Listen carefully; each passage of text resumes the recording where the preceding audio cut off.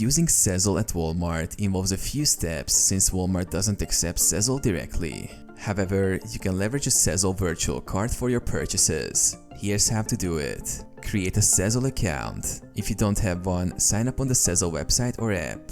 Link your payment method and get approved. Get a virtual card. Log into your Sezzle account and navigate to the card section to generate a virtual card. This card will allow you to make purchases online. Copy card details. Once you create the virtual card, copy the card number, expiration date and CVV code. Shop at Walmart. Visit Walmart's website or app.